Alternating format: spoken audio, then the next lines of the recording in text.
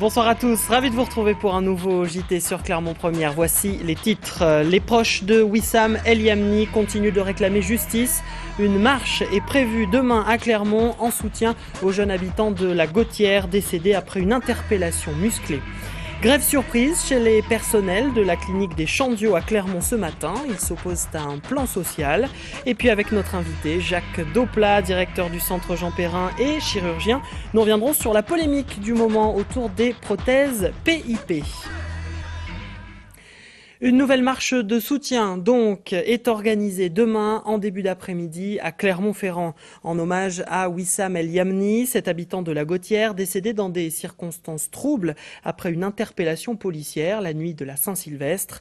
Les proches de Wissam El Yamni ainsi que plusieurs organisations et associations appellent à participer à cette marche de soutien.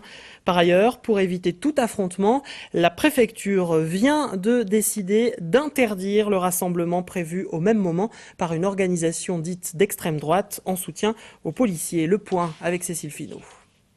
Un appel à la justice et à la vérité. La marche organisée ce samedi à Clermont-Ferrand a pour but de rendre hommage à Wissam El Yamni et de soutenir sa famille. Parmi les organisations et les partis politiques qui appellent au défilé, le Parti communiste. Pour Cyril Sineux, les différentes versions des faits au sujet de l'arrestation de la victime ont mis le feu aux poudres dans les quartiers.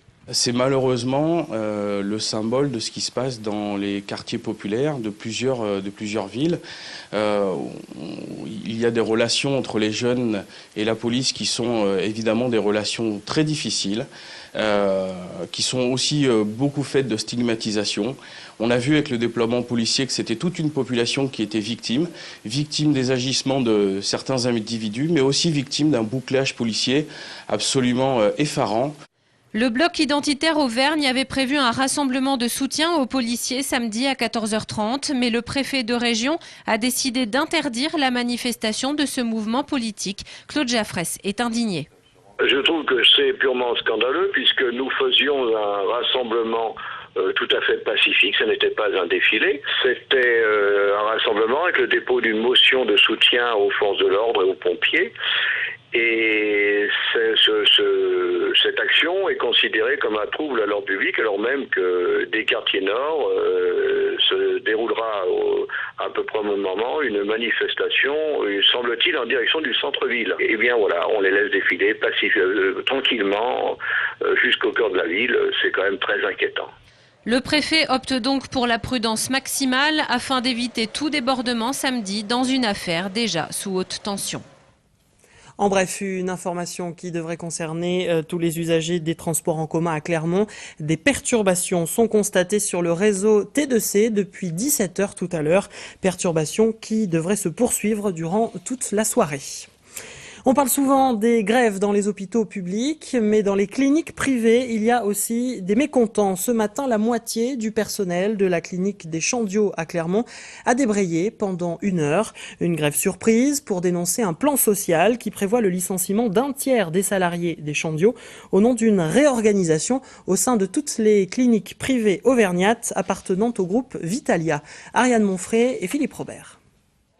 Les salariés grévistes de la clinique des Chandiaux, main dans la main ce matin. Au même moment, les délégués du personnel et la direction de Vitalia négociaient sur leur avenir. 35 emplois sur les 95 que compte cet établissement sont menacés. Au bout de 3/4 d'heure de discussion, la direction n'a pas souhaité s'exprimer publiquement.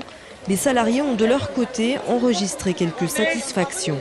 Notamment sur le congé de reclassement reporté à 9 mois pour les plus de 50 ans, alors que pour l'instant ils nous l'avaient refusé, donc c'est un point d'avancée. Sur le nombre de postes, pour l'instant nous sommes en train de négocier. Nous avons déjà un poste qui est sûr d'être sauvegardé. L'activité principale des Chandiaux, c'est maintenant l'ophtalmologie, principalement en ambulatoire, avec un potentiel de 10 000 patients par an. C'est une activité moins rentable que la chirurgie orthopédique pratiquée jusqu'alors. Du coup, les syndicalistes y voient la cause du plan social. Si les salariés licenciés ne peuvent pas être reclassés dans le groupe, les syndicats ont formulé des demandes bien précises. On propose que dans la mesure où des licenciements secs ne pourraient pas être évités, qu'il y ait des indemnités de départ avec une proposition de reclassement, une aide au reclassement externe qui soit suffisante pour permettre à des salariés de partir dans de bonnes conditions. Vitalia, pour le moment, ils avaient proposé juste les indemnités légales qui étaient à peu près de 500 € par année d'ancienneté. Mais nous, on demande 10 000 € en plus de cette indemnité légale. Pour l'instant, les négociations n'ont pas avancé sur la prime de licenciement et les reclassements dans le groupe. Une nouvelle réunion est prévue vendredi prochain. En attendant, les salariés se retrouveront en assemblée générale lundi après-midi pour décider de la suite à donner au mouvement. Notre invité ce soir, c'est le professeur Jacques Doplat, chirurgien et directeur du Centre de lutte contre le cancer Jean Perrin à Clermont-Ferrand. Bonsoir. Bonsoir. Et merci d'être avec nous. On va évoquer avec vous la polémique qui fait rage en ce moment à propos des prothèses mammaires PIP. Vous avez d'ailleurs réuni cette semaine des patientes et des acteurs du monde médical pour faire le point sur le sujet. L'idée, c'était de dédramatiser et de jouer la transparence ? Exactement, c'était d'abord d'être transparent par rapport à ce que nous avons mis en place avec ces prothèses, et puis aussi de dédramatiser parce qu'en fait, depuis 18 mois maintenant, nous avons fait un certain nombre d'explantations, 155, et nous avons trouvé des prothèses rompues avec du gel de silicone au contact des tissus humains, mais nous n'avons pas constaté de pathologie grave, infectieuse ou grosse réaction inflammatoire, ou bien même cancer de façon inhabituelle, si vous voulez. Donc depuis le début de la polémique, vous avez des patientes qui reviennent, oui, à qui vous enlevez ces prothèses pour les remplacer, et on va dire que le processus est en cours. Vous appelez les autres patientes à venir ? Bien, c'est-à-dire que vous savez que ces prothèses ont été retirées du marché par le ministère en mars 2010. Donc nous avons fait immédiatement un courrier et un appel aux patientes qui par ailleurs étaient régulièrement surveillées pour leur pathologie. Et nous avions déjà enlevé 40 prothèses en 2010. Et au jour d'aujourd'hui, nous en avons enlevé plus de 150. Vous aviez constaté, vous, à l'époque, déjà, des anomalies, vous les aviez signalées ? Oui, on avait signalé 2 ruptures de prothèses en 2009, en janvier 2009 et en décembre 2009. On les avait signalées à l'AFSAPS, on a les accusés de réception de l'AFSAPS d'ailleurs. Et il n'y a pas, eu de réaction ensuite de l'Agence française pour la sécurité sanitaire ? Je pense qu'ils attendaient d'avoir suffisamment de déclarations pour faire cet arrêt des prothèses à partir de mars 2010, c'est-à-dire 3 mois après que nous ayons fait la dernière déclaration de rupture pour ce qui nous concerne. Est-ce qu'on a une idée du nombre de femmes en Auvergne qui porteraient encore ces prothèses-là ? C'est difficile à dire. Nous savons que nous avons placé des prothèses chez 300 femmes, un peu plus de 300 femmes, mais nous les avons mis uniquement dans le cadre de la reconstruction mammaire chez des femmes qui ont eu une mammectomie pour un cancer du sein. Nous n'avons pas d'idée, pour ce qui concerne Jean Perrin, de ce qui a été placé dans d'autres établissements, et notamment pour des raisons esthétiques. Lorsque vous croisez des patientes qui ont ce type de prothèse-là aujourd'hui, quel est leur état d'esprit ? Bien, il y a deux types de réactions. Il y a des femmes qui sont prises en charge depuis le début et qui savent qu'elles sont relativement en confiance. Elles ne voient pas arriver une intervention de gaieté de cœur, mais c'est une intervention relativement simple, sous anesthésie générale malgré tout, avec une hospitalisation courte, tout de même un arrêt de travail. Je dirais que celle-ci reste dans un climat de confiance. Mais un certain nombre de patientes sont quand même inquiètes, surtout si on constate une rupture de la prothèse ou une transpiration du gel. Comment vous expliquez qu'à un moment donné, ce type de prothèse ait été ainsi utilisé par tous les médecins ? D'abord, je ne suis pas sûr qu'elles aient été utilisées par tous les médecins. Ensuite, pour ce qui nous concerne, on les a utilisées pendant cette période dans 60% des cas. C'est-à-dire que dans 40%, on a utilisé d'autres prothèses. Et en fait, ces prothèses paraissaient bien adaptées. Finalement, elles plaisaient, je dirais, aux chirurgiens, essentiellement aux chirurgiens plasticiens, d'une part par leur texture et d'autre part par leur forme, puisque c'était le seul fabricant qui fabriquait des prothèses asymétriques, ce qui était particulièrement intéressant pour notre activité. Et puis enfin, elles étaient made in France, donc ça pouvait aussi être un argument. Voilà. Est-ce qu'aujourd'hui vous estimez que les médecins, et notamment les patientes aussi, et également les patientes, vous avez été bernés? Ah ben, clairement, on a été trompés, puisqu'on pensait mettre un produit de qualité qu'on appréciait, et en fait, il s'avère de qualité très défectueuse. Donc, très clairement, on a été bernés, trompés, abusés, oui, ça c'est sûr. On va terminer en donnant un numéro spécial que vous avez mis en place, c'est le 04 73 278 300. Qui peut appeler, qui vous invite à appeler à ce numéro? Nous invitons en fait les femmes, les patientes qui ont eu leur intervention au centre Jean Perrin. On peut donner des renseignements à d'autres patientes porteuses d'implants, mais des renseignements précis concernant leurs prothèses, ce n'est que pour les femmes qui ont été opérées au centre.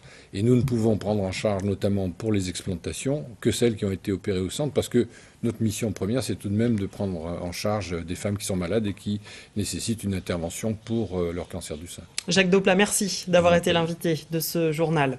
C'est une page qui se tourne pour tous les Portugais installés en Auvergne. Le vice-consulat du Portugal, situé à Clermont-Ferrand, rue Philippe Glangeau, a définitivement fermé ses portes au public aujourd'hui à 16h, très exactement. C'est l'État du Portugal qui a décidé cette fermeture dans le but de faire des économies, et la protestation de la communauté portugaise auvergnate n'a rien changé. Depuis plusieurs décennies, ce vice-consulat facilitait les démarches administratives pour les nombreux Portugais installés dans la région. Ils devront désormais se déplacer sur Lyon. Du sport, à présent, les rugbymen de l'ASM Clermont-Auvergne en Italie ce week-end à l'occasion de la 5e journée de H-Cup. Demain après-midi, ils affronteront l'équipe la plus faible de la poule 4, l'équipe d'Aironi.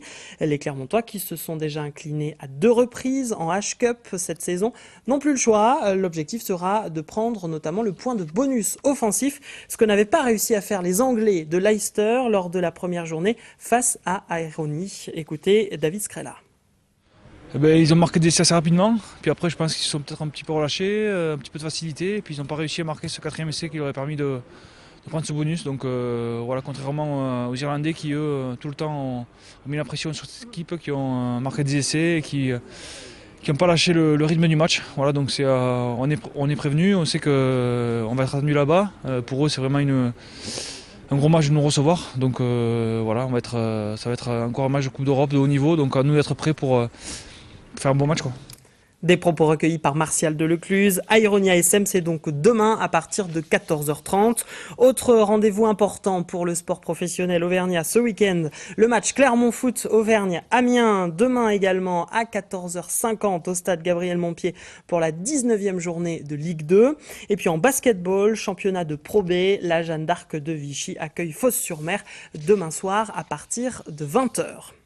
Nous sommes un vendredi 13, je ne vous apprends rien, jour ô combien symbolique pour tous les superstitieux.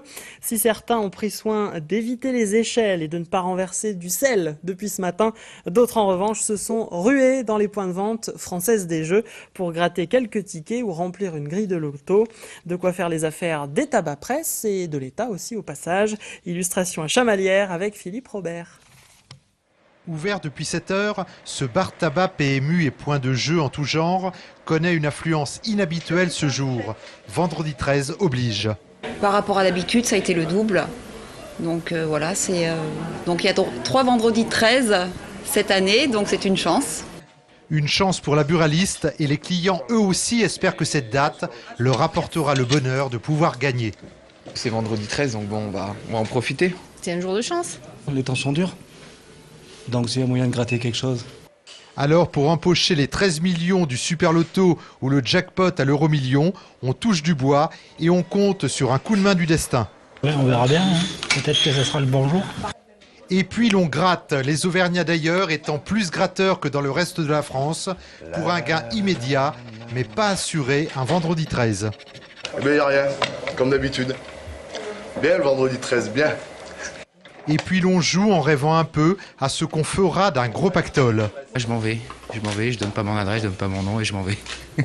J'achèterai une maison pour mon fils et puis voilà, mais après... Un jour très particulier également pour Françoise la buraliste. Elle a joué exceptionnellement son rêve, faire le tour du monde. Voilà, et si vous n'avez pas eu de chance aujourd'hui, je vous le rappelle, c'était dit dans le sujet, que cette année, exceptionnellement, il y a 3 vendredis 13, il en reste donc 2, ce sera au mois d'avril et au mois de juillet. Voilà pour le JT de ce vendredi 13 janvier, justement. Merci à vous de l'avoir suivi. Dans un instant, vos prévisions météo. Lundi, 12h30 et 18h30, vous retrouverez Ariane Monfray. Très beau week-end à tous sur Clermont Première.